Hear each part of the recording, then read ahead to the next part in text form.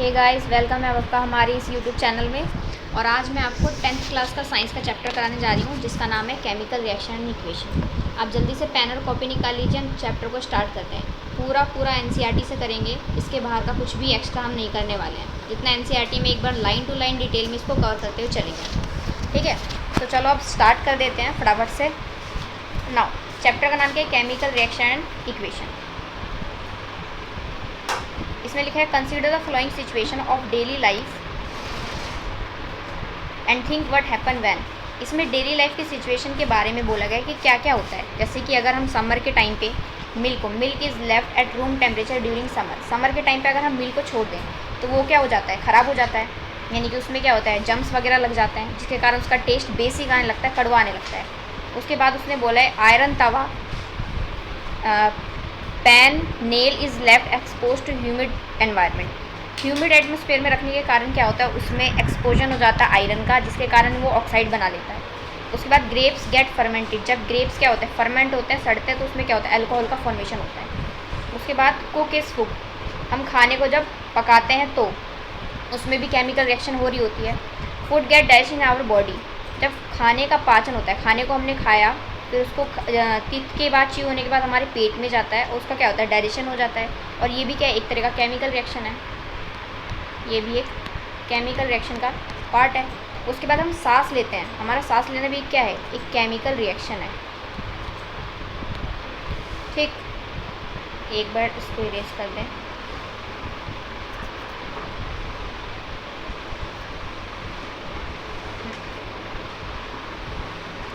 उसके बाद आगे चलते हैं।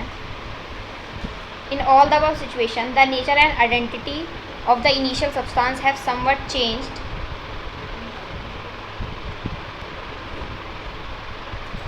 We have already learned about physical and chemical changes of matter in our previous classes. हमने फिज़िकल चेंज और केमिकल चेंज के बारे में पहले पढ़ रखा है। फिज़िकल चेंज में क्या होता है? नो न्यू प्रोडक्ट फॉर्म,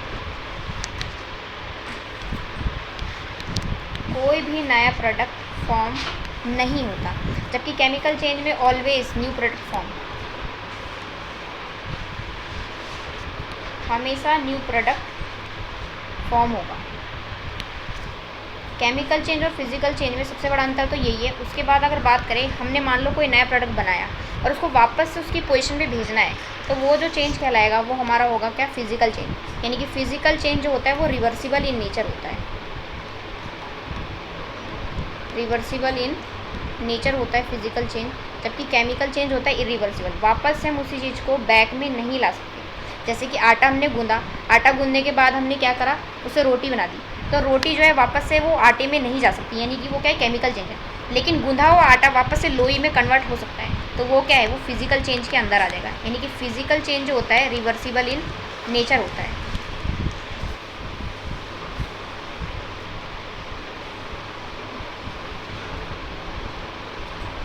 आगे एक मिनट इसको रख कर दे जाए।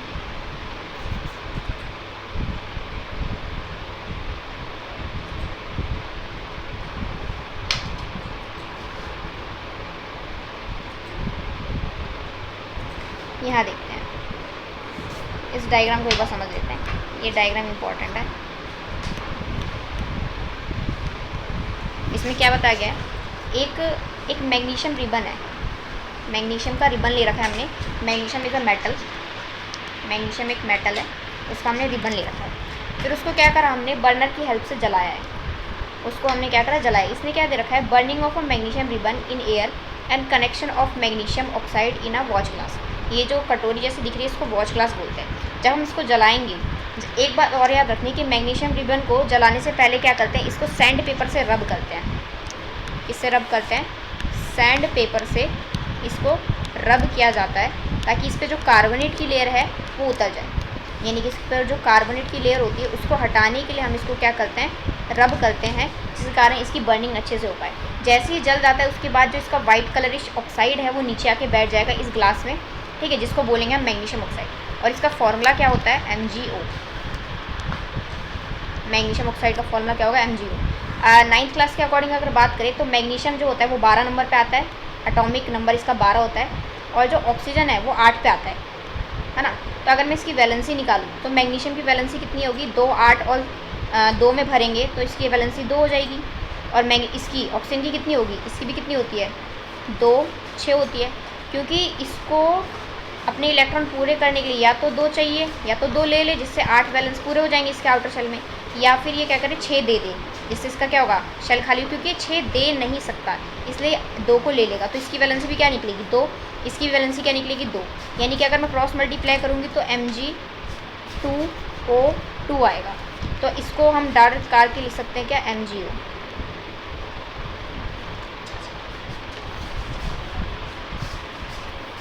ठीक, अब आगे समझो।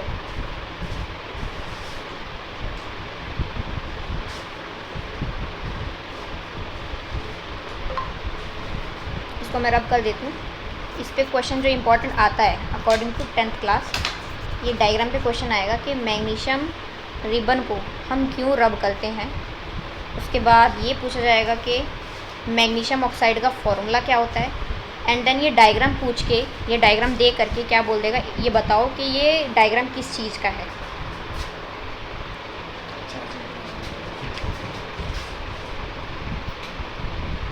एक मिनट जरा,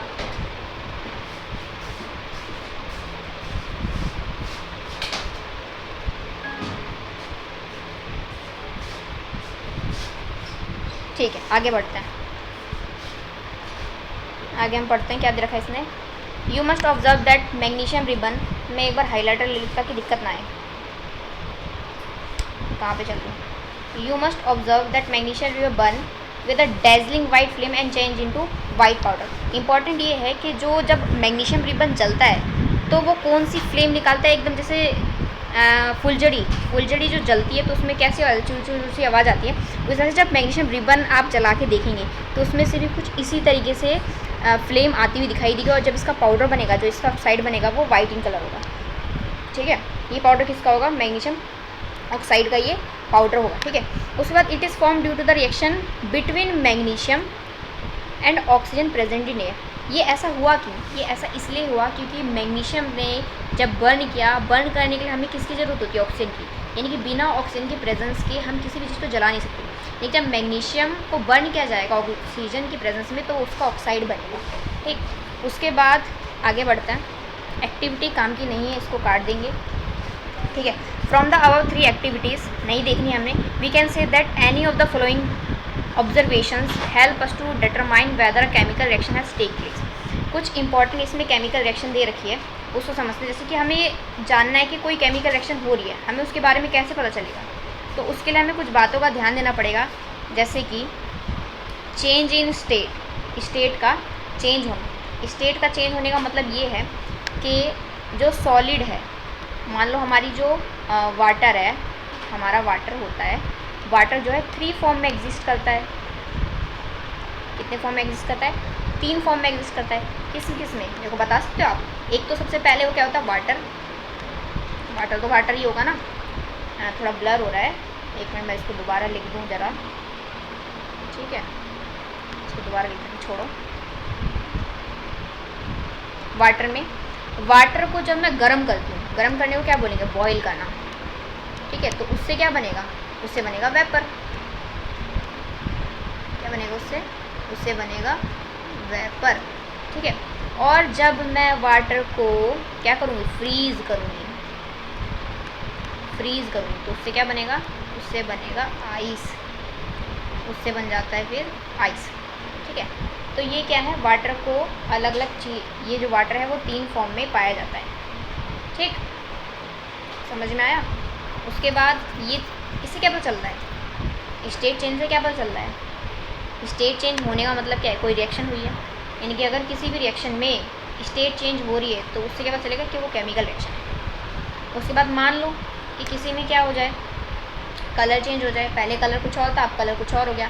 ठीक है, अगर कलर चेंज हो रहा है तो वो कौन सी, तो उससे भी क्या पता चलेगा कि यहाँ पे जो है वो केमिकल रिएक्शन हो रही है ना। ठीक, देन मान लो ये क्या हो जाए, इसमें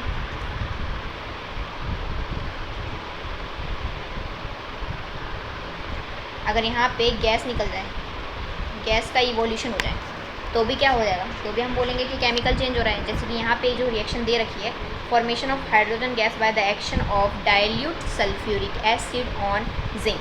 जिंक इज़ अ मेटल। जब भी मेटल रिएक्ट करता है सल्फ्यूरिक एसिड, यानी कि जब भी मेटल एसिड से रिएक्ट करेगा तो क्या बनेगा, तो तुम्हारा क्या बनता है, यहाँ पे हाइड्रोजन गैस रिलीज होती है।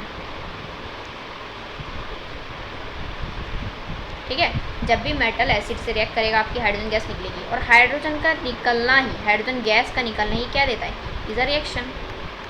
It is a reaction which type, chemical reaction, यानी कि ये केमिकल रिएक्शन हो जाएगा। ठीक है, उसी तरह से टेम्परेचर चेंज होना। टेम्परेचर जैसे कि मैं बताऊँ आपको, एक इक्वेशन बताती हूँ। जैसे कि हमने क्या लिया, कैल्शियम ऑक्साइड, आगे पढ़ेंगे हम कैल्शियम ऑक्साइड को जब हम वाटर से रिएक्ट करवाते हैं। ठीक है, जब कैल्शियम ऑक्साइड वाटर से रिएक्ट करता है तो क्या बनता है, यहाँ पे कैल्शियम हाइड्रोक्साइड बनता है। ठीक है, कैल्शियम हाइड्रोक्साइड, और साथ में बहुत सारी हीट के लिए हम डेल्टा एच भी लिख सकते हैं। बहुत सारी हीट रिलीज़ होती है जो कि ये बताती है कि टेम्परेचर जो है चेंज हो रहा है। हीट भी निकल रही है साथ में। अगर आप उस बॉयल, उस जो बाउल है उसको छू के देखेंगे जहाँ पे हमने ये रिएक्शन करी है, वो कैसे हो जाएगी, थोड़ी गर्म हो जाएगी। यानी कि चेंज इन टेम्परेचर भी क्या बता रहा है हमें कि यहाँ पे क्या हुआ है, क्या केमिकल रिएक्शन हुई है, यहाँ पे केमिकल रिएक्शन हुई है। ठीक है, ये सब आप नोट कर सकते हैं अपने जानने के लिए। उसके बाद आगे बढ़ते हैं हम। ये जो यहाँ पे जो डायग्राम दे रखा है ये आपको समझ में आ रहा हो किसके बारे में बताता है ये। ठीक है, नेक्स्ट आगे चलते हैं। इसमें देखो ये छोटे छोटे ना ग्रैन्यूल्स दे रखे हैं जिंक के। जिंक के क्या है यहाँ पे, ये बहुत छोटे छोटे से क्या है, ग्रैन्यूल्स वगैरह दे रखे हैं, यानी कि दाने की फॉर्म में होता है जिंक। अगर आप लैब में जाते हैं तो वहाँ पे आप देखेंगे। ठीक, अब जैसे चैप्टर का नाम था केमिकल इक्वेशन, केमिकल इक्वेशन और रिएक्शन। केमिकल रिएक्शन यानी कि कोई भी बदलाव होकर कुछ नया प्रोडक्ट फॉर्म होना, है ना। हमने रिएक्टेंट लिया, हमने कुछ लिया, ठीक है, हमने ले लिया आर, ले लिया हमने एस, ले लिया, हमने दो साइड रिएक्टेंट लिया, फिर उससे मेरा क्या बना आर एस, जो कि क्या है, ये प्रोडक्ट है। अब प्रोडक्ट जो बना है, प्रोडक्ट का बनना या फिर ऐसा बोले कुछ नया बनना, वो एक केमिकल रिएक्शन को दिखाता है। और केमिकल रिएक्शन को पहचानने के कितने तरीके होते हैं ये मैंने आपको यहाँ पे बताया। या तो उसके स्टेट में चेंज होगा, या उसके कलर में चेंज होगा, या गैस निकलेगी, या फिर उसका टेम्परेचर में चेंज हो जाएगा। कलर में चेंज होने का अगर बताएं, जैसे कि हम आयरन रॉड को अगर गर्म करते हैं, आयरन रॉड को अगर हम गर्म करते हैं तो उसका क्या होता है, कलर चेंज होने लग जाता है। तो ये एग्जाम्पल है किसका, केमिकल रिएक्शन का एग्जाम्पल है। उसके बाद उसी को अगर हम पेपर के फॉर्म में उसको लिख देते हैं, यानी कि वो क्या कहलाता है, इक्वेशन कहलाता है। उसी को लिख देना क्या है, इक्वेशन है। जैसे कि अगर इसमें बोला गया है, कुछ पैराग्राफ इंपॉर्टेंट नहीं है, उसको हम छोड़ देंगे। ठीक है, बैलेंसिंग मैं आपको लास्ट में सिखाऊंगी जब चैप्टर एंड हो जाएगा, क्योंकि अभी बैलेंसिंग सीखने से फ़ायदा नहीं है। ठीक है, लास्ट में सीखेंगे एकदम आराम से, फैसिलिटी से। उसके बाद यहाँ पे ये जो एग्जांपल है मैंने बताया आपको, मैग्नीशियम जो ऑक्सीजन से रिएक्ट करता है तो मैग्नीशियम ऑक्साइड बनाता है, वो एक प्रोडक्ट है। ठीक है, और बर्निंग के लिए हमेशा क्या है, ऑक्सीजन इंपॉर्टेंट होते हैं, ये आप याद करिए। ठीक है, यहाँ पे लिख देते हैं, oxygen is important for burning. ये बात आप नोट कर लीजिएगा कि बर्निंग जो है, ऑक्सीजन जो है वो बर्निंग के लिए इम्पॉर्टेंट है। उसके बाद कैसे केमिकल इक्वेशन को लिख सकते हैं, क्या तरीका है लिखने का, इजी है। एक ये जो एरो है, एरो के जो भी हम लेफ़्ट साइड लेते हैं, left side, left hand side, ये होता है रिएक्टेंट। क्या होता है, इसको हम बोलते हैं रिएक्टेंट। जो भी राइट साइड में होता है दैट इज़ कॉल्ड प्रोडक्ट, ये होता है प्रोडक्ट। ठीक है, और इनमें, इनके बीच में होता है एक एरो का यूज़ किया जाता है जिससे हम डिफ्रेंशिएट कर सके, डिस्टिंगाइज कर सके कि कौन से रिएक्टेंट है और उसको किस में बदला जा रहा है, यानी कि प्रोडक्ट में बदला जा रहा है। उसके बाद यहाँ पे अगर आप देखें, यहाँ पे मैं एक चीज़ दिखाऊँ आपको, ये तो आपको समझ में आ गया। उसके बाद यहाँ पे ध्यान से देखो, यहाँ पे मैग्नीशियम जो है वो एक है, मैग्नीशियम यहाँ पे एक है, यहाँ पे भी मैग्नीशियम एक है, यहाँ पे ऑक्सीजन जो है वो दो है, लेकिन यहाँ पे ऑक्सीजन क्या है, एक ही है, एक ही उसका अमाउंट है। तो यहाँ पे ये बैलेंस नहीं है, इसलिए ऐसी इक्वेशन जो बैलेंस नहीं होती उसको बोलते हैं हम क्या, अनबैलेंस। क्या बोलते हैं ऐसी इक्वेशन को, ऐसी इक्वेशन को हम अनबैलेंस इक्वेशन से जानते हैं। ठीक है, ऐसी इक्वेशन को हम बोलते हैं अनबैलेंस इक्वेशन। और इसको क्या बोलते हैं, इसको और क्या बोलते हैं, हम इसको बोलते हैं स्केलेटल इक्वेशन। जब इक्वेशन बैलेंस नहीं होती तो स्केलेटल इक्वेशन कहलाती है, जैसे कि ऊपर दे रखा है बर्निंग ऑफ मैग्नीशियम का एयर में। उसके बाद अगर हम इसको बैलेंस कर दें, इसको क्या कर दें, बैलेंस कर दें, तो ये बैलेंस्ड केमिकल इक्वेशन कहलाती है। ठीक है, क्या कहलाती है, बैलेंस्ड केमिकल इक्वेशन फिर कहलाती है। ठीक, आगे बढ़ जाते हैं। ये बैलेंस केमिकल इक्वेशन कैसे लिखते हैं इसका तरीका मैं आपको लास्ट में समझाने वाली हूँ, क्योंकि यहाँ पे ज़्यादा इंपॉर्टेंट नहीं है। ठीक है, क्योंकि स्टेप वाइज है, मैं अपने तरीके से समझाऊंगी। ये कुछ क्वेश्चंस हैं, आप इनको देख लीजिएगा। ठीक है, जो मेन इंपॉर्टेंट हमारा चीज़ शुरू होता है ऐसे, टाइप्स ऑफ केमिकल रिएक्शन। क्या, टाइप्स ऑफ केमिकल रिएक्शन, यानी कि कितने तरह के केमिकल रिएक्शन होते हैं। तो we have learned in 9th class that during a chemical reaction name of one atom या one element do not change into those of another element nor do atoms disappear from the mixture or appear from excess। हम जानते हैं conservation of mass का नियम। ठीक है, हमने 9th में क्या पढ़ा है, कंजर्वेशन ऑफ एनर्जी हमने पढ़ा था। यहाँ पे कंजर्वेशन ऑफ मास, कि कोई भी केमिकल इक्वेशन में ना ही मास बनता है, ठीक है, अपने आप से नहीं बनेगा, कोई भगवान लाके उसको नहीं दे देंगे, या फिर कोई ऐसी परी लाके नया मास नहीं जोड़ देगी, या फिर मास जो है अपने आप हटता नहीं है, वो खाली क्या होता है, एक फॉर्म से दूसरे फॉर्म में चेंज होता है। तो यहाँ पे वही बोला है, अपने आप गायब नहीं होता या अपने आप आ नहीं जाता कहीं से। ठीक है, एक्चुअली क्या होता है, chemical reaction involve the breaking and making of नए बॉन्ड्स का बनना और पुराने बॉन्ड्स का टूटना, यानी कि पुराने बॉन्ड जब टूटते हैं तभी तो नया बॉन्ड फॉर्म होता है। ठीक है, किसके बीच में, एटम्स के बीच में, जिससे क्या हो सके, नया सब्सटेंस बन सके, वही क्या है, केमिकल रिएक्शन है। और ये केमिकल रिएक्शन जो होती है वो किस रूल को फॉलो करती है, कंजर्वेशन ऑफ मास को, ये आप याद रखिए। ठीक है, तो सबसे पहले हमें डिफरेंट टाइप की केमिकल रिएक्शन पढ़नी है। और सबसे पहले हमारी आएगी कॉम्बिनेशन, फिर आएगी डिकम्पोजिशन, फिर आएगी डिस्प्लेसमेंट, फिर आएगी double displacement and then redox. Redox की फिर हम 2 टाइप पढ़ेंगे। ठीक है, ऑक्सीडेशन, रिडक्शन। उसके बाद में थोड़ी उसकी 2 एप्लीकेशंस है, वो हम देखेंगे। देन हम सीखेंगे केमिकल रिएक्शंस और कुछ इंपॉर्टेंट क्वेश्चन करेंगे in the form of MCQ। ठीक है, चलो आगे बढ़ते हैं। इसी तरह से हम केमिकल रिएक्शन, यानी केमिकल रिएक्शन का फर्स्ट पार्ट शुरू करते हैं, जो कि है कॉम्बिनेशन रिएक्शन। कॉम्बिनेशन रिएक्शन में आपको यहाँ पे दिख रहा होगा कि ये लिखा है यहाँ पे स्लेक्ड लाइन। जो ऐसे ऐसे फॉर्मूले हैं ना, इनको आप ज़रा ध्यान रखेंगे। ठीक है, मैंने क्या करा, अभी मैंने ऊपर एक एग्जांपल लिखा था जिसमें हीट रिलीज हुई थी, वो यही एग्जांपल था कि मैंने कैल्शियम ऑक्साइड लिया, उसको मैंने जब पानी में डाला तो वो क्या करा, वहाँ से बहुत सारी हीट निकली और क्या बना, कैल्शियम हाइड्रोक्साइड। ये जो यहाँ पे लिख रहा है कैल्शियम ऑक्साइड, ये क्या है, CaO है, ये कैल्शियम ऑक्साइड है, जिसको बोलते हैं क्या, क्विक लाइम। इसका नाम बहुत ज़्यादा इंपॉर्टेंट है। उसके बाद जब ये रिएक्ट करता है वाटर से तो बहुत सारा अमाउंट में हीट निकालता है, इसको बोलते हैं रिएक्ट करना विग्रसली। और क्या प्रोड्यूस करता है, स्लेक्ड लाइम। ये स्लेक्ड लाइम बहुत इंपॉर्टेंट है यहाँ पे। कैल्शियम ऑक्साइड का क्विक लाइम का नाम इंपॉर्टेंट है, कि कैल्शियम ऑक्साइड इंपॉर्टेंट है, स्लेक्ड लाइम इंपॉर्टेंट है, इन सब का नाम है। बहुत ज़्यादा लार्ज अमाउंट में हीट वो रिलीज़ करेगा। उसके बाद in this reaction calcium oxide and water combine to form a single product. जब कैल्शियम ऑक्साइड, इसी का साइंटिफिक नेम क्या है, क्विक लाइम है, उसको जब वो रिएक्ट करेगा पानी से तो बहुत सारा हीट रिलीज़ करेगा और कैल्शियम हाइड्रोक्साइड का फॉर्मेशन होगा। ये जो CaOH होल ट्वाइस है, ये बना कैसे, हमने 9th क्लास में सीखा था। हम जानते हैं कैल्शियम जो है 20 नंबर पे आता है और इसकी वैलेंसी अगर हम निकालें तो 2 आती है। कितनी है, 2, जबकि हाइड्रोक्साइड की 1 होती है। जब हम क्रॉस मल्टीप्लाई करेंगे तो क्या आएगा, CaOH का होल ट्वाइस। इससे क्या बनता है, कैल्शियम हाइड्रोक्साइड का फॉर्मूला बनता है। क्योंकि इसमें क्या हो रहा है, 2 रिएक्टेंट मिलके एक सिंगल प्रोडक्ट बना रहे हैं, हमें फ़र्क नहीं पड़ता हीट रिलीज़ हो रही है नहीं हो रही है, तो वो क्या करेगा, एक सिंगल प्रोडक्ट का बनना है क्या, एक कॉम्बिनेशन। जैसे कि कुर्ता पजामा मिलके एक कॉम्बिनेशन बनाते हैं, उसी तरह से ये क्या है, रिएक्शन भी एक कॉम्बिनेशन, यानी कि एक प्रोडक्ट बना रही है, वो होगा कॉम्बिनेशन रिएक्शन। ठीक है, इतनी बात समझ में आई। उसके बाद आगे देखते हैं, उसके बाद आगे देखते हैं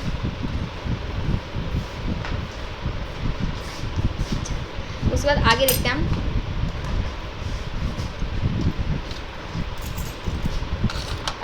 ये बॉक्स इंपॉर्टेंट है, इस बॉक्स पे ध्यान देंगे। ये solution of slaked lime produce by reaction 1.13 is use in white washing. जो यहाँ पे जो कैल्शियम हाइड्रोक्साइड बना था उसका यूज़ किस लिए करते हैं, इसके बारे में पेपर में बहुत बार आता है। वाइट वॉशिंग यानी कि सफ़ेदी करने में इसका यूज़ किया जाता है। दीवारों पे पहले क्या होती थी, अभी तो POP वगैरह यूज़ कर लेते हैं हम, है ना, पुट्टी वगैरह यूज़ कर लेते हैं, लेकिन पहले क्या होता था, चूना पत्थर ले आया, वैसे इसको हम बोलते हैं कैल्शियम ऑक्साइड को हम बोलते हैं बिना बूझा हुआ चूना, हिंदी में बोलते हैं। और जैसे ही पानी में मिल जाता है तो ये बूझा हुआ चूना बन जाता है। तो जब ये बूझा हुआ बन जाता है तो उसका यूज़ किस लिए करते हैं, आपने देखा होगा पेंट करते हैं हम कलर वाला, तो उसके पहले जो वाइट कलर जो हम किया करते थे वो क्या था, वो यही था, कैल्शियम हाइड्रोक्साइड था। देखो आपने बड़ा सा ड्रम लाते हैं, उसमें चूना पत्थर डाल देते हैं और फिर उसको पानी डालते हैं तो बहुत सारी हीट निकलती है, बुलबुले से निकलते हैं। तो ये क्या है, ये वाइट वॉशिंग में यूज़ होने वाला क्या है, कैल्शियम हाइड्रोक्साइड है। ठीक है, जो आप अब समझ गए होंगे कि ये क्या होता था। कैल्शियम हाइड्रोक्साइड रिएक्ट करता है स्लोली विद कार्बन डाइऑक्साइड। जब हम सफ़ेदी करके छोड़ देते हैं तो उसी दिन हम उसको क्या करते हैं, पेंट नहीं करते कलरफुल, थोड़े दिनों बाद, 2-3 दिन बाद उस पर, ताकि क्या हो सके, उस पर जैसी कार्बन डाइऑक्साइड की लेयर आती है, ठीक है, पतली सी लेयर उस पर क्या होगी, चढ़ जाएगी वॉल्स पे। ठीक है, और वो क्या करेगी, 2-3 बाद हम उस पर क्या करते हैं, फिर उस पर दोबारा से कलर वगैरह करते हैं जिससे शाइनी फिनिश आता है। ठीक है, क्यों छोड़ते हैं, ताकि शाइनी फिनिश आ सके वॉल पे। ठीक है, तो ये अब रिएक्शन इंपॉर्टेंट है यहाँ पे कि कैल्शियम हाइड्रोक्साइड जब CO2 से रिएक्ट कर रहा है तो कैल्शियम कार्बोनेट बना दे रहा है और वाटर जो है लिक्विड फॉर्म में रिलीज होता है, पानी जो है निकल रहा है। अब इसमें क्वेश्चन कैसे आएगा, देखो मैं एक बार इसको मिटा दे रही हूँ और मैं क्वेश्चन बता दे रही हूँ इस पर क्वेश्चन कैसे आ सकता है। ठीक, इस पर क्वेश्चन कैसे आएगा वो एक बार देख लेते हैं। क्वेश्चन है कुछ इस तरीके से कि एक कंपाउंड है X। ठीक है, उसने जब पानी से रिएक्ट करा तो उसने बनाया कंपाउंड Y। क्या बनाया, कंपाउंड Y बनाया। ठीक,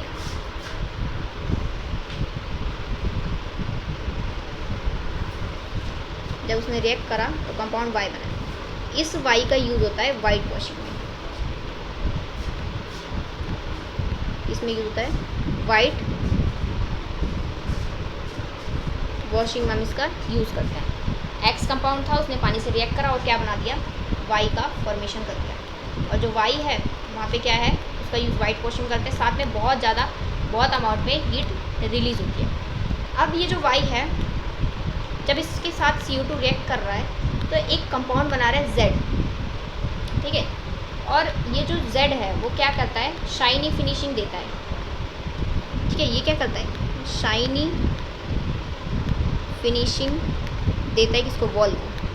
तो ये पूछेगा XYZ क्या है, तो हम जानते हैं X जो है वो कैल्शियम ऑक्साइड है, जैसे रिएक्शन बताया। जैसे इसने पानी के साथ रिएक्ट करा, क्या बनाया, कैल्शियम हाइड्रोक्साइड बनाया। ठीक है, क्या बनाया, कैल्शियम हाइड्रोक्साइड बना लिया। ठीक है, इसको मिटो देते हैं, बहुत गंदा हो गया है। जैसे हमारा रूम रहता है ऐसे हमारा ये नहीं रहना चाहिए। ठीक, जब इसने, ये कंपाउंड मेरा क्या है, X है, इसने रिएक्ट करा पानी से और क्या बनाया, स्लेट लाइम बनाया, जो कि कंपाउंड मेरा था Y, और बहुत सारी अमाउंट में हीट रिलीज हुई। और जब इसने CO2 के साथ रिएक्ट करा, इसी कंपाउंड ने, किसने, Y ने, ये मेरा Y कंपाउंड है, इस Y ने जब रिएक्ट करा तो मेरा कंपाउंड क्या बन रहा है, Z बन रहा है, जो कि क्या है, कैल्शियम कार्बोनेट और वाटर की फॉर्म में लिक्विड जो है, वाटर जो है लिक्विड की फॉर्म में रिलीज हो रहा है। उसके बाद कुछ और एग्जाम्पल देखते हैं कॉम्बिनेशन रिएक्शन के, लाइक बर्निंग ऑफ कोयल। भाई एग्जाम्पल बहुत इंपॉर्टेंट है पेपर के लिए।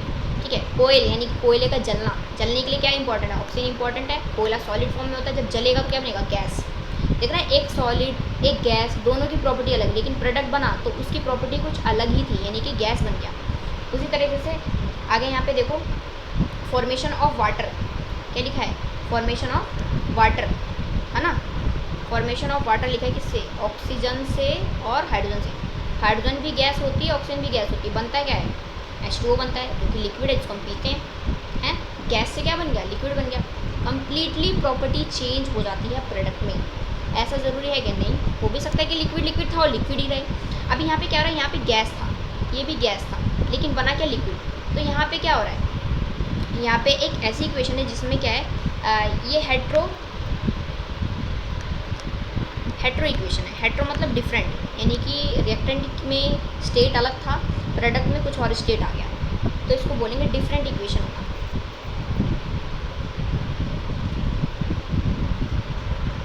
हेट्रोनॉमिक इक्वेशन होगी। उसके बाद सिंपल लैंग्वेज में बोले, we can say that when two और more substance element combine to form a single product in the reaction is called combination reaction. तो जब भी सिंगल प्रोडक्ट बनता है, क्या बनता है, जब भी सिंगल प्रोडक्ट बनता है तो उसको हम बोलते हैं कॉम्बिनेशन रिएक्शन बोलते हैं। उसके बाद आगे बढ़ते हैं, इसमें क्या हो रहा है, लार्ज अमाउंट में हीट भी रिलीज़ हो रही है। ठीक, अगर किसी रिएक्शन में हीट रिलीज़ होती है, क्या होती है, हीट रिलीज़ होती है, तो ऐसी रिएक्शन को हम बोलते हैं एक्सोथर्मिक रिएक्शन। बात समझ में आ रही है, हीट क्या रिलीज़ होना क्या होता है, एक्सोथर्मिक रिएक्शन होता है।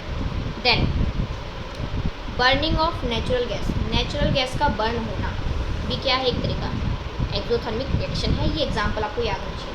ये है CH4 यानी कि मीथेन। CH4 को क्या बोलते हैं, मीथेन। ये हम 4th चैप्टर में सीखेंगे, इनकी जो नेमिंग है वो हम 4th चैप्टर में करना सीखेंगे। जब उसने रिएक्ट करा ऑक्सीजन से, यानी कि उसको जलाया गया।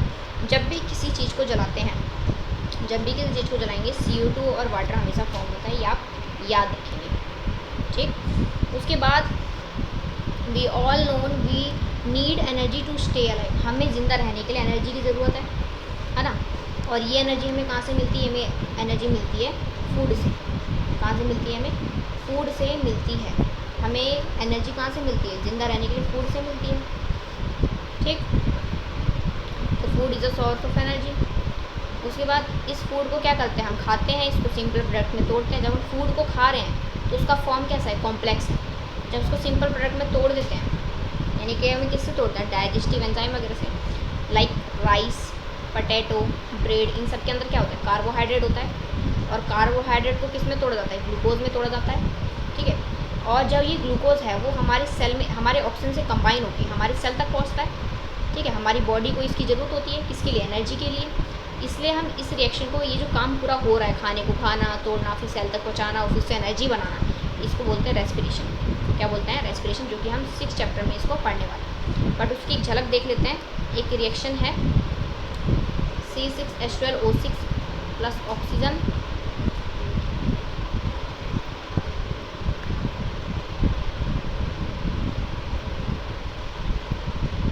और यहाँ पे क्या है, ग्लूकोज। यहाँ पे क्या है, ये C6H12O6 क्या है, ग्लूकोज का फॉर्मूला होता है।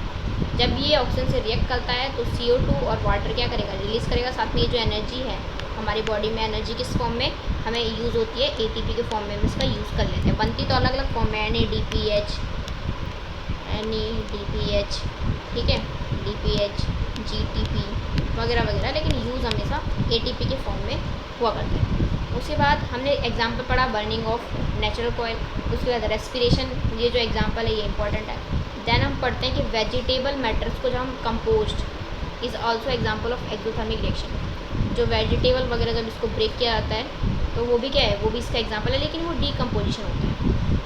वो क्या होता है, डीकम्पोजिशन के अंदर आ जाता है। तो इतना काफ़ी है कॉम्बिनेशन रिएक्शन में। देन हम आगे बढ़ते हैं। आगे हम पढ़ रहे हैं क्या, डीकम्पोजिशन रिएक्शन। डीकम्पोजिशन रिएक्शन में एक लड़की दिखाई गई है, इस डायग्राम को देखेंगे। इसमें क्या कर रहा है कि ये फेरस सल्फेट की क्रिस्टल को गर्म कर रही है, ठीक है। और गर्म करने के बाद उसकी स्मेल सुन के दिखती है। तो इसमें किस तरीके से हमें करेक्ट वे से इस टेस्ट ट्यूब को पकड़ना चाहिए। तो हम क्या करेंगे, हमें इसका माउथ को टच नहीं करना है, ठीक है। टेस्ट ट्यूब के माउथ को टच बिल्कुल भी नहीं करना है, ठीक। और हमें जेंटली, हम जब इसको स्मेल करते हैं तो धीरे धीरे स्मेल लेनी है। ऐसे नहीं अचानक से हमने सूंघ लिया और हमारे दिमाग पे चढ़ गया, हम वहीं ढेर गिर गए ना, ऐसा नहीं करना, ठीक। तो हम बढ़ते हैं आगे। हम बढ़ते हैं किस पे, डीकम्पोजिशन रिएक्शन पे आ जाते हैं। डीकम्पोजिशन रिएक्शन में यहाँ पे दे रखा होगा फेरस सल्फेट। फेरस सल्फेट को जब हीट दिया जा रहा है, क्या कर रहे हैं, इसको जब हम हीट दे रहे हैं तो इससे क्या बन रहा है, फेरस ऑक्साइड बन रहा है और सल्फ़र डाइऑक्साइड बन रहा है। और साथ में और क्या बन रहा है, यहाँ पे SO2 यानी कि डाइऑक्साइड और SO3 यानी कि ट्राइऑक्साइड का फॉर्मेशन हो रहा है। और यहाँ पे ये क्या है, फेरिक ऑक्साइड है। ये दोनों तो गैस के फॉर्म में रिलीज़ हो जाएगा, लेकिन जो फेरिक ऑक्साइड है वो हमें अलग ऑक्साइड के फॉर्म में, सल्फेट से ऑक्साइड के फॉर्म में मिल जाएगा, ठीक। तो इसमें क्या होता है, एक सिंगल प्रोडक्ट, यहाँ पे क्या था, एक सिंगल प्रोडक्ट था और वो वापस में किसमें, 3 चीज़ों में टूट गया। यानी कि सिंगल प्रोडक्ट जब ब्रेक होता है, इसमें बहुत सारे सिंगल रिएक्टेंट ब्रेक होके बहुत सारे प्रोडक्ट बनाता है, उसको बोलते हैं डीकम्पोजिशन रिएक्शन। डीकम्पोजिशन का मतलब ही होता है तोड़ना या फिर टूटना, ठीक। जो फेरस सल्फेट था, फेरस सल्फेट के क्रिस्टल जो होते हैं उसमें थोड़े बहुत पानी के क्रिस्टल भी होते हैं, जैसे FeSO4.7H2। इसमें से जब पहले क्या होगा, हम इसको गर्म करेंगे तो सबसे पहले जो पानी के जो मॉलिक्यूल है ये हटेंगे, ये अलग हो जाएंगे। तो क्या बचेगा, FeSO4 जो कि यहाँ पे दिखा रखा है, FeSO4 बचेगा, ठीक है। उसका कलर भी क्या हो जाएगा, चेंज हो जाएगा। और फिर क्या होगा, उसको दोबारा गर्म करने पे Fe2O3 में वो बदल जाएगा, ठीक है। किसमें बदलेगा, Fe2O3 बदल जाएगा। और साथ में क्या होगा, बहुत सारी नहीं, 2 गैसेस, ये याद रखना है कौन कौन सी, SO2 और SO3 गैसेस जो है वहाँ से रिलीज़ हो जाएगी, ठीक है, इतनी बात समझ में आई। उसके बाद आगे चलते हैं। आगे क्या दे रखा है, डीकम्पोजिशन ऑफ कैल्शियम कार्बोनेट। हमने वहाँ पे कैल्शियम कार्बोनेट बनाया था। अब उसको यहाँ पे क्या करेंगे, यहाँ पे हम इसको क्या कर रहे हैं, तोड़ रहे हैं। कैल्शियम कार्बोनेट को यहाँ पे तोड़ा जा रहा है। ठीक, अब इसमें यहाँ पे क्या है, कैल्शियम कार्बोनेट हमने लिया, उसको हमने किस में बदल दिया, हीट करके कैल्शियम ऑक्साइड में बदल दिया, और कार्बन डाइऑक्साइड क्या होगी, गैस के फॉर्म में रिलीज होगी। तो यहाँ पे सिंगल प्रोडक्ट से सिंगल रिएक्टेंट से 2 प्रोडक्ट बन रहे हैं। तो ये कॉम्बिनेशन का रिवर्स है। इस रिएक्शन को क्या बोलते हैं, जो डीकम्पोजिशन रिएक्शन है हमारी, ठीक है, वो क्या है, रिवर्स ऑफ कॉम्बिनेशन है। Reverse of combination reaction, combination reaction का उल्टा है क्या चीज़ हमारी, डीकम्पोजिशन रिएक्शन। आगे करें क्या। हाँ, एक बार ये जान लो कि किसका क्या कलर होता है।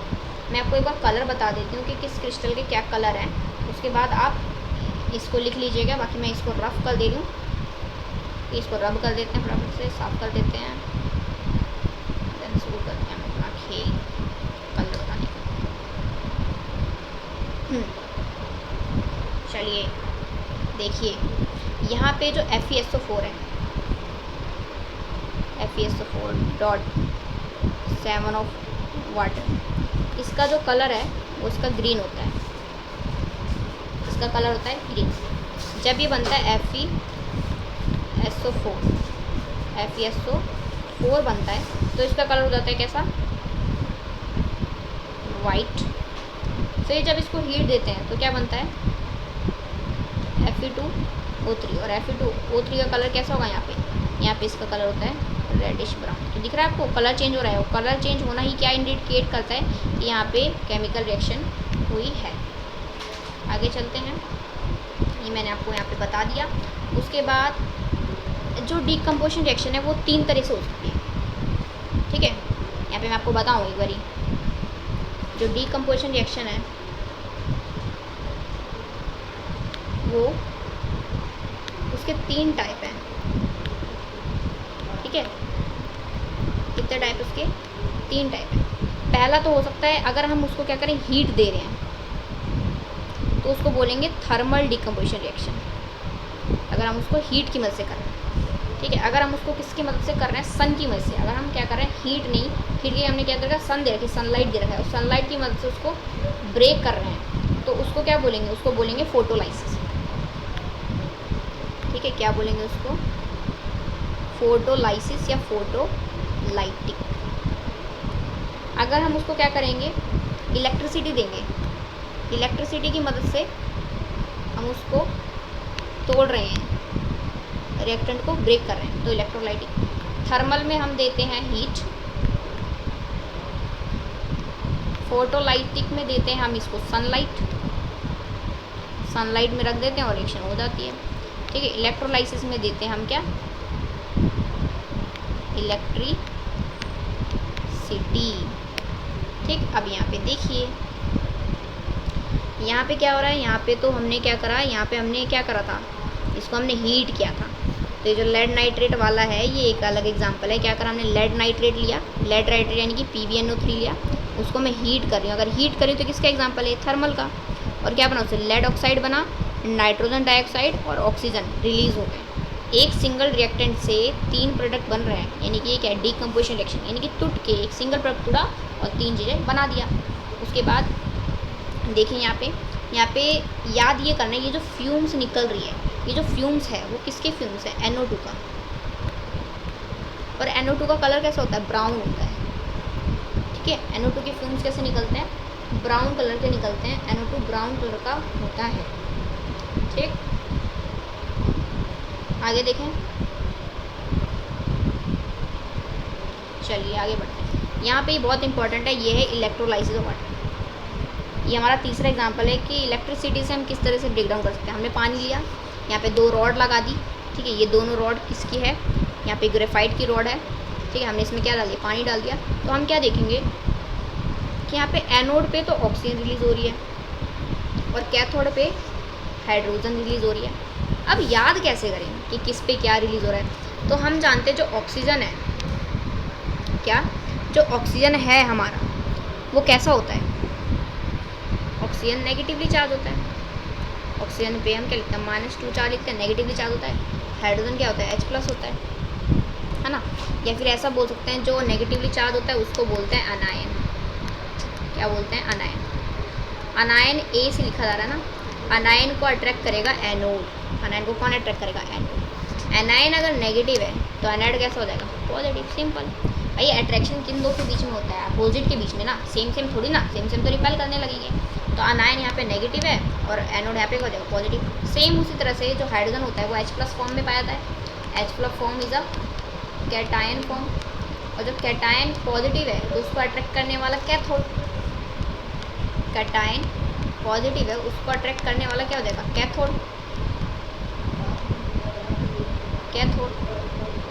और कैथोड फिर कैसा होगा? कैथोड हो जाएगा नेगेटिव। सिंपल। क्या करना आसान है ना। ठीक। कैटायन होता है पॉजिटिव, पॉजिटिव को अट्रैक्ट करेगा कैथोड, कैथोड हो जाएगा नेगेटिव। इस तरह से अनायन क्या होता है? अनायन होता है नेगेटिव चार्ज। अनायन को नेगेटिव को अट्रैक्ट करेगा पॉजिटिव चार्ज, तो उसी के नाम पे रख दो एनोड। है आसान, सरल। इलेक्ट्रोलाइसिस खत्म। सिंपल। हमने इलेक्ट्रिसिटी प्रोवाइड करी, कितने वोल्ट प्रोवाइड करी? 6 वोल्ट। ये पेपर में नहीं आता, ये आता है कि कौन सी गैस किस पे रिलीज होती है।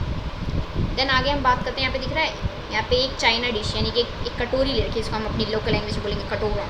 ठीक है। उस कटोरे में सिल्वर क्लोराइड है। सिल्वर क्लोराइड, सिल्वर होता है हमारा AgOG वाला नहीं, Ag। सिल्वर क्लोराइड यानी कि Cl। क्लोराइड क्या होता है? Cl। और उसको क्या करेंगे? सनलाइट देंगे। जब हम इसको सनलाइट दे रहे हैं, ऊपर से माता जो है इस पर आशीर्वाद दे रही है, सनलाइट दे रही है। ठीक है। तो क्या होगा? White silver chloride. Silver chloride का कलर होता है वाइट, उसको किस में बदल देंगे? ग्रे में। सनलाइट जैसे उस पर पड़ेगी उसको किस में बदल देंगे? ग्रे। AgCl है वाइट कलर का, उसको बदल दिया किस में? ग्रे कलर में बदल दिया गया, क्योंकि उससे क्लोरीन जो है अलग हो गया। ठीक है। इसमें भी एक सिंगल प्रोडक्ट 2 में टूटा, तो ये हो जाएगा डिकम्पोजिशन। उसके बाद silver bromide behave in the same way. इसी तरह से सिल्वर ब्रोमाइड को अगर हम तोड़ते हैं तो वो भी AgBr में ब्रेक होता है, और ये भी क्या है? डिकम्पोजिशन रिएक्शन का एग्जाम्पल है। अब पूछा जाता है ये जो रिएक्शन हो रही है इसका यूज़ कहाँ करते हैं? तो इनका यूज़ करते हैं हम ब्लैक एंड वाइट फोटोग्राफी में, इसका यूज़ किया जाता है। ये भी क्या है? तुम्हारी एक डिकम्पोजिशन रिएक्शन है। तो हमने क्या पढ़ा कि हमने ये पढ़ा कि डिकम्पोजिशन रिएक्शन में 3 टाइप की होती हैं। एक हम हीट दे सकते हैं, थर्मल। एक हम सनलाइट दे सकते हैं, फोटोलाइसिस। ठीक। और एक हम इलेक्ट्रिसिटी से कर सकते हैं, इलेक्ट्रोलाइटिक। ये 3 टाइप की हो जाती है। उसके बाद ये क्वेश्चन बड़ा अच्छा है, इसको आप सॉल्व करके मुझे कमेंट करके बताएंगे इसका आंसर क्या होगा। ठीक है। हम यहाँ पे एक बात बोलूँ कि जितनी भी रिएक्शन हुई है सब में हम कुछ ना कुछ दे रहे हैं ना, या तो हीट दे रहे हैं, सनलाइट दे रहे हैं, या फिर हम इलेक्ट्रिसिटी दे रहे हैं। देना मतलब एक तरह से एनर्जी का फॉर्म है ना, ऐसी रिएक्शन को बोलते हैं एंडोथर्मिक। कुछ भी देना, किसी भी फॉर्म में देना, वो एंडोथर्मिक रिएक्शन हो जाएगी। और जितनी भी ऑल डिकम्पोजिशन रिएक्शन सारी क्या होती हैं? Endothermic. But all endothermic are not decomposition reaction. समझ में आई बात? मैं ये कह रही हूँ कि जितनी भी डिकम्पोजिशन रिएक्शन हमने पढ़ी है उन सब में हमने हीट देनी पड़ रही है, यानी कि हीट देनी पड़ रही है, यानी किसी फॉर्म में दे रहे हैं, इलेक्ट्रिसिटी की फॉर्म में दे रहे हैं, जैसे सनलाइट की फॉर्म में दे रहे हैं, तो वो एंडोथर्मिक हो जाएगी। लेकिन दुनिया में जितनी भी एंडोथर्मिक रिएक्शन है, क्या वो सारी डिकम्पोजिशन हो, सारी वो टूट के ऐसे ही काम करे? ऐसा तो हो ही नहीं सकता, है ना। सब में तो ऐसा होता नहीं है। तो इसलिए ये लाइन आपको याद रखनी कि जितनी भी डिकम्पोजिशन रिएक्शन है वो सारी एंडोथर्मिक है, बट जितनी भी एंडोथर्मिक रिएक्शन है वो डिकम्पोजिशन रिएक्शन नहीं हो सकती है। ठीक है। तो हमने 2 टाइप की रिएक्शन पढ़ ली, हमने कॉम्बिनेशन पढ़ लिया, हमने कॉम्बिनेशन के अंदर एक्सोथर्मिक को डिस्कस करा, हमने डिकम्पोजिशन पढ़ा, डिकम्पोजिशन के अंदर हमने एंडोथर्मिक को डिस्कस करा। उसके बाद हम आगे देखते हैं now the third type, displacement reaction. अब डिस्प्लेसमेंट रिएक्शन जो है, ठीक है, उसको अगर आपको अच्छे से समझना है तो उसको समझने के लिए आपको क्या करना पड़ेगा? एक सीरीज़ याद करनी पड़ेगी। ठीक है। उस सीरीज़ को बोलते हैं रिएक्टिविटी सीरीज़। और हम इतना ही, अभी मैं आपको इतना ही बता रही हूँ, बाकी का जो चैप्टर रह गया है वो हम कल कंटिन्यू करेंगे। ठीक है। जो रिएक्टिविटी सीरीज़ है उसको आप याद करके आएंगे। मैं यहीं पे लिख दूँ क्या? ठीक है। यहीं पे हम एक बार इसको लिख देते हैं ताकि आपको दिक्कत ना आए। ठीक है, ये आपको याद करनी है। इसका यूज़ बताऊंगी मैं कल होता है, और इसको याद करने का एक बहुत अच्छा तरीका भी है।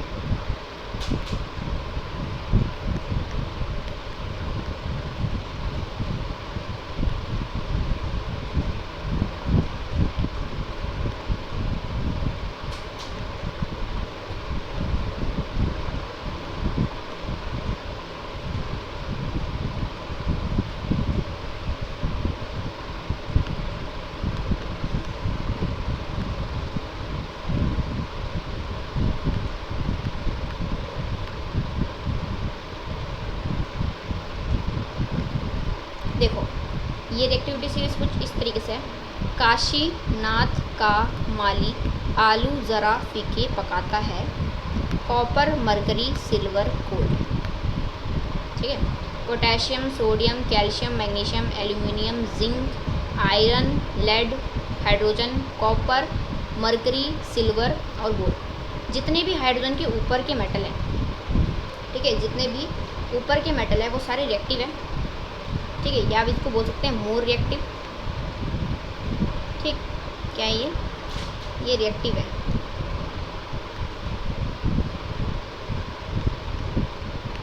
हाइड्रोजन के नीचे जितने भी सारे हैं ये सारे क्या लेस रिएक्टिव या फिर नॉन रिएक्टिव। लेस रिएक्टिव या फिर नॉन रिएक्टिव होते हैं। तो आपको ये याद करके आना है, फिर हम डिस्प्लेसमेंट रिएक्शन करेंगे। ठीक है, मैं बताऊंगी इसका यूज़ कैसे होता है।